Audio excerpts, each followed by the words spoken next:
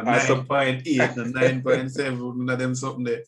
No, but I know what it is that I want to do, and the challenges that I set up for myself for this season. So I kind of just silently working on those, and Welcome, Sports Nation, to Sports DTM, the sports channel where we call sports down the middle. You can expect the latest in sports news, views, and reviews from our resident analysts. No sports topic is too controversial, and no team or player is above criticism. So just smash that subscribe button and ring that notification bell to make sure you don't miss out on our balanced offering of riveting sports content. And don't forget to like, share, and leave a comment below. Welcome to Sports DTM. Greetings, Sports DTM fans, and welcome to another episode of Sports Down the Middle, the channel of undiluted sports content. So, Julian, walk us through a day in the life of Julian Forte. So typically, what happens is wake up for training probably around 5 a.m.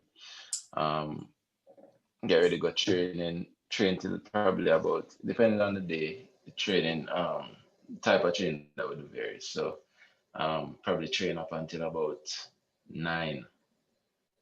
I finish at about 9. Probably get a massage with my therapist till about 10. Then get some breakfast, go home and see if I can get some rest before I head to the gym. I usually head to the gym at around 2:33, and then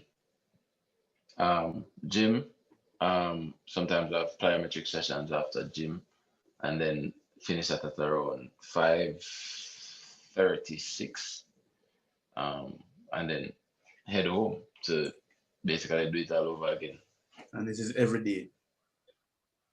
As I said, the days, it depends. Because we don't have gym every day, but it depends on the day. We kind of the schedule will be a little bit different. So when you talk about, I feel tired, brother. Me feel tired when you tell me. Yeah, man. It's not man. That's why my week's always busy. We really appreciate that. But Julian, when we hear about training, we don't separate training from gym. So tell me what happened in a training as opposed to what happened in the gym. All right. So when I talk about training, it's usually track. We're usually talking about track work. Yeah. So it's running on the track. That's usually what I refer to as training. But gym work obviously is more weightlifting. Yeah. Okay.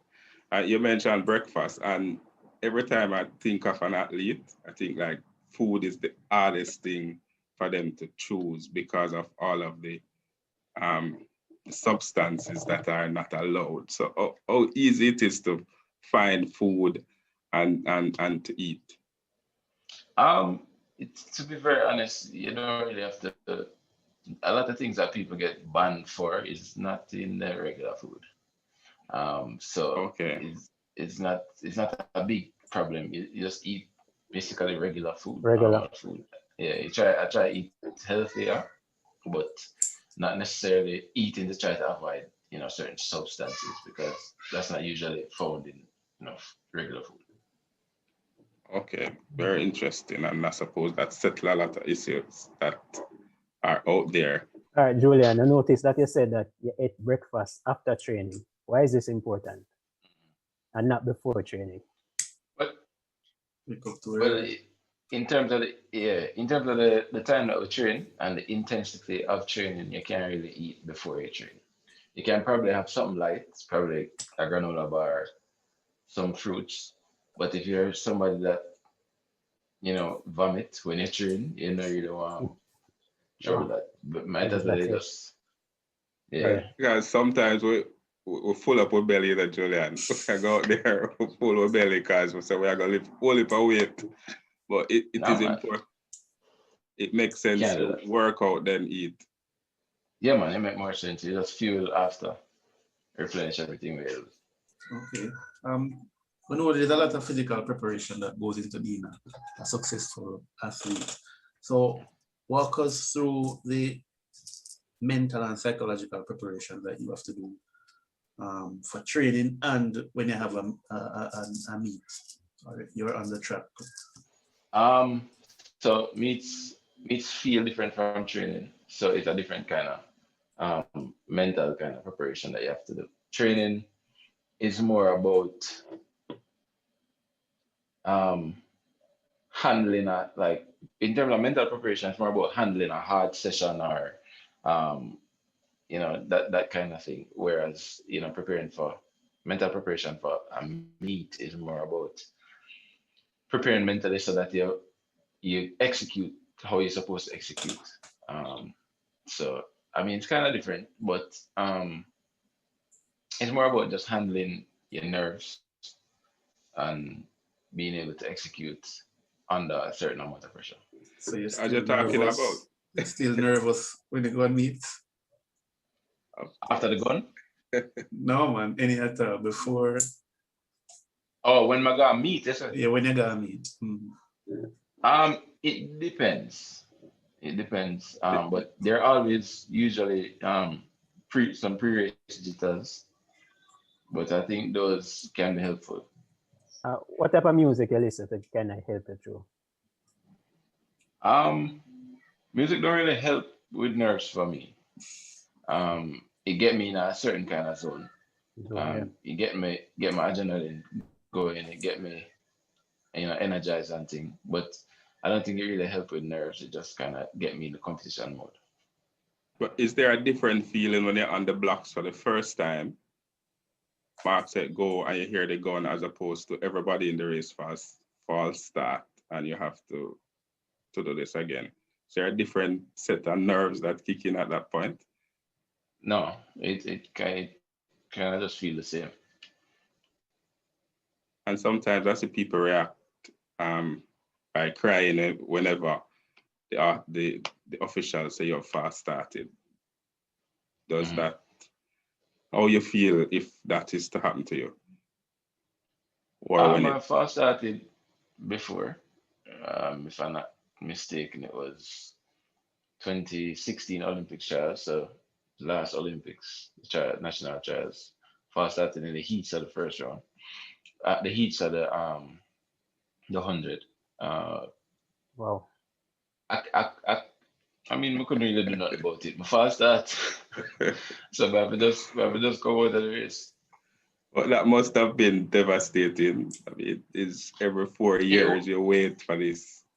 And then it was everything gone. It was, but I had the 200 as well, so I wasn't really, too devastated. I had to, just kind of get back to focus and try competing at the 200. Sometimes we hear people say that them deliberately do it. Do you know if any athlete go out there to deliberately do that? I don't know. I know I'm not doing that. Do that. I don't have time for that. What is that one thing you hate most about training? Waking up. We train early, so the waking up is waking up is the hardest part of my training. And preparation for the Olympics going well? Yeah, right now I like where I'm at right now. I feel like I'm in extremely good shape right now. I'm just trying to stay as injury free as I can. Not the easiest thing to do, but once we can do that, I should be fine. So you're pretty much where you ought to be in preparation for Tokyo. Physically? Yeah, man, I like where I'm at right now. Yeah, man, I like where I'm at right now. I like it. Good. Everything was going on right now. So, medal prospect. Yeah, man, I'm not going to do anything less than that. So, I feel like if you're going out there to compete for competition's sake, in a sense. You say always bet on yourself. Say any of your videos. Yeah, always bet on yourself. And I've been watching, as I said, I've been watching your videos, and I see where. Yeah, man. Bet on yourself. Yeah, man. I see where you're you're basically one of the top runners in the camp right now, in 1 and 2. So, which is your favorite event? Tricky question. I'd say the 100 is my favorite, but that's probably just because of training. If you're training for the 100 alone, it's a little bit easier. But sometimes I feel like them kind of on the equal level. So I don't really have a favorite. It's just because the training is probably a little bit easier for the 100. I prefer it. When I hear you talk about training being easier, as somebody who is not familiar with track and field, I'm like, but the two of them just go out there and run. What really is the difference between training for a 100 as opposed to a 200? The major difference is the so for speed endurance work, you run longer distances at run about the same kind of intensity that you would run for shorter distances. So if you're training for 200s, you might find yourself doing things like 250s, 300s at a high intensity for a number of repetitions. While if you're training for the 100, you might only find yourself doing 150s and 120s. Although it's not easy, it's just probably a little bit easier than 200-meter training. Okay. Have you seen the Olympic schedule? I know there's a provisional schedule that was posted. No, I haven't seen it. Okay, because I heard the Bahamian Shauna complaining about the schedule and she not being able to. Well, I think what Shani has an issue with is the rest days between 200 and 400 for women. So where I think the men, after the 400 finals, they get a day, and then they would have the 200 finals, or the 200s would start after that or something like that. While I don't think the women have that luxury. So I think that was her issue. I'm not sure. But I think I think that's exactly her issue, but I'm trying to understand it. How important is that rest day? And I'm asking in the context that you really train every day and you put in the same work. So is it? No, training and competition is completely different. So at no point in training can you exert the same type of energy that you would or effort that you would in competition. That's why people run faster in competition than they do in training. And there's also the adrenaline factor. And at the time that you are competing, your body is at a peak level where you're not under a lot of load. So you're going extremely fast, right? So that puts a lot of pressure on the muscles, and there's a lot of wear and tear on the muscles. So you need time to recover, from running max efforts. You need time to recover. So that's where the problem is. Okay, and you're ready for this summer games? Yeah, man. As I said, as long as I can stay, healthy, I think I'll be fine. What's your goals? Right now I'm keeping my goals kind of close to me. I watch it out right now, but I definitely have some challenges that I set for myself and some goals that I want to reach, but I kind of keep it a little bit close to me right now. So that really something I want to share. So you're not telling me no, you win a time, no PB. No. But 9.8, 9.7, none of them something there. No, but I know what it is that I want to do, and the challenges that I set up for myself for this season. So I kind of just silently working on those, and So when you're training, when you're preparing for the Olympics right now, do you look at other athletes around the world and what they are doing at the times they are running, the Americans and their indoors, the Europeans?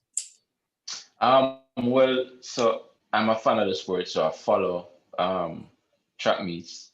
So I will definitely look at times and I'll see, performances, because that's just me being a fan of the sport. So I'm a fan of the sport, so I pay attention to, certain meets, but I kind of look at from all the events. The only events that I don't really, I'm not really fond of is the longer distance events.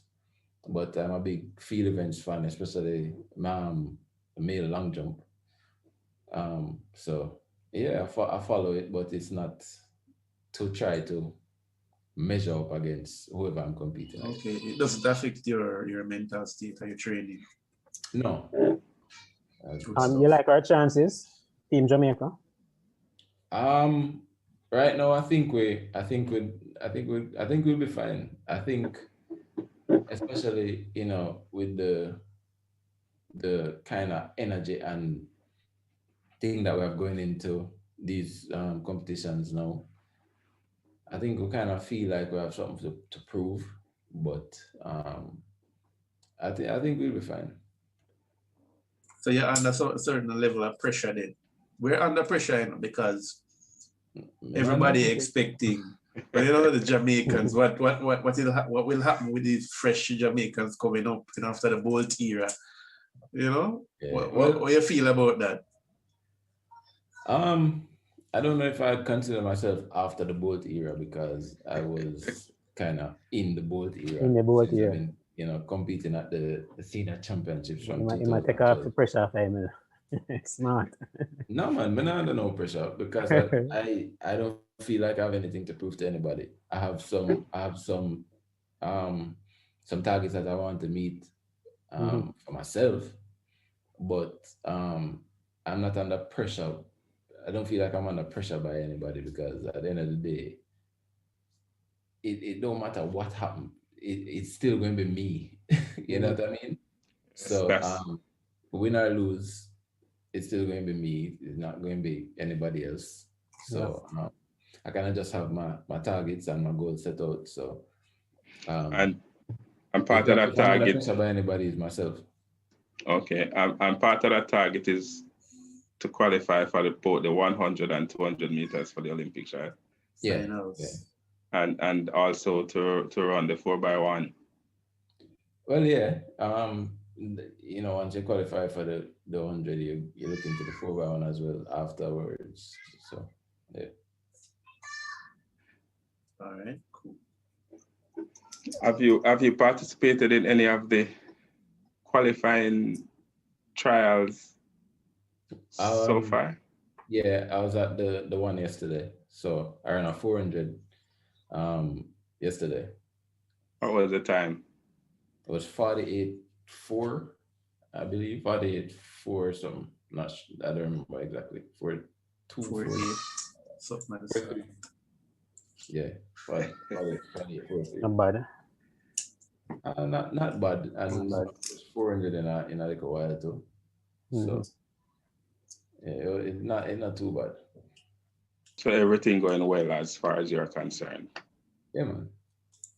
Okay, great. So there you have it, Sports DTM fans. Another episode of Sports Down the Middle, talking to Julian Forte, all things Olympics. Please to like, subscribe, tell a friend to come and join the Sports DTM family. Be blessed.